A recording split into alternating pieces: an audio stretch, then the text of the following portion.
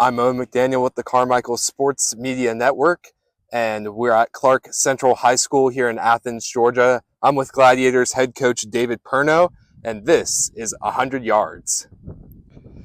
Coach Perno, this year is the 40-year anniversary of when you played under Billy Henderson on that 1985 state championship team here at Clarke Central. What do you remember about that team, and what did you learn from Coach Henderson? Well, a lot of the reason I'm back here is because of those memories. That was a extremely close team.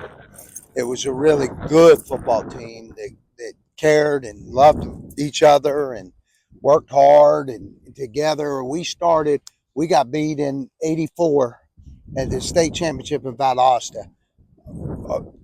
37 seniors showed up day after Christmas to lift weights to win it in '85. And, it was just a magical season. And Coach Henderson had such a huge impact on my life. And it's like I said, he gave me the call, said, you need to consider taking this job when it came open. And, I hadn't thought twice about it.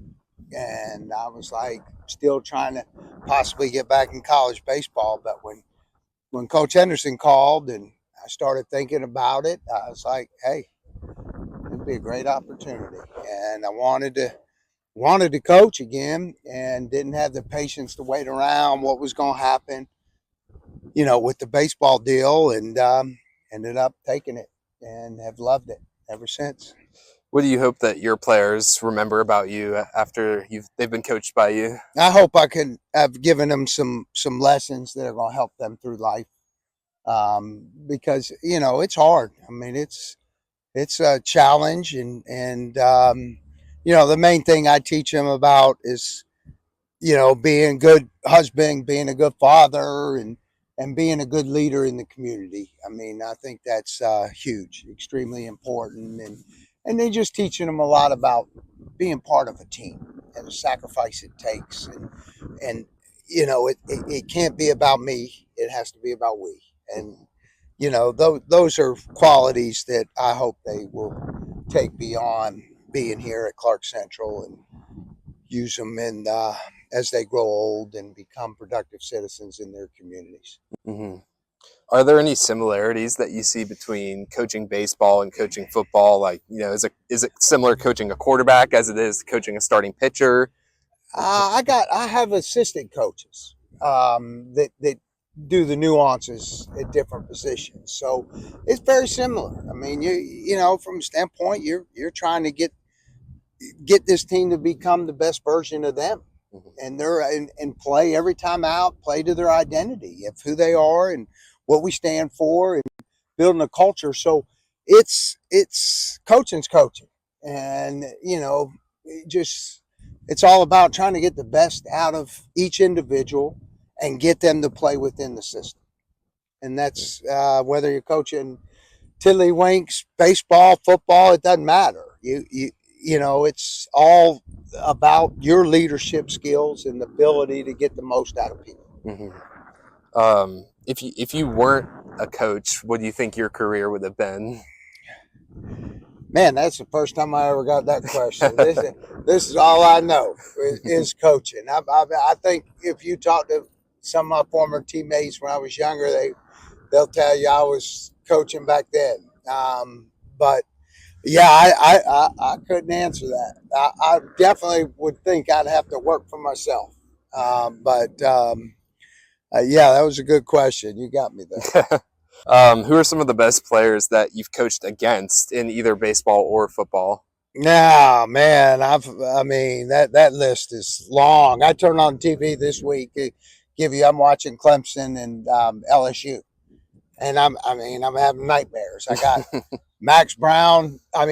Sammy Brown. No, of course, Max is going to be somewhere shortly too, but Sammy Brown playing Mike linebacker and Whit Weeks and Wes Weeks on the other side. I was like, holy cow, we could never beat Sammy. We had a little bit of success. I've faced a lot of brother combinations since I've been here. The Johnsons. Mm-hmm. We had a lot of success against the Johnsons.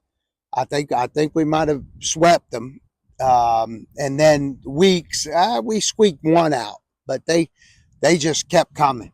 And then fortunately, the one brother left early, but and of course the Browns, we haven't been able to get anything off the Browns. But as far as baseball, I mean, you name it. I've coached a lot of great players. I think we've sent 10 or 12 to have really good big league careers. And obviously, a couple kids that we played against were really good players, but I mean that's been a pretty long time ago. I wouldn't be able. Gerrit Cole. There you go, number one pick. And we beat him. Oh, wow! I remember that one. But we beat Alex Wood. Beat him 4-3 at UCLA. A heck of a game. Then lastly, once you retire, is there anything else you're looking to accomplish, get done? Yeah, I like to. I don't think I like to return to college baseball. I've got some unfinished business there, and I think I was moved out a little prematurely. I don't think it was.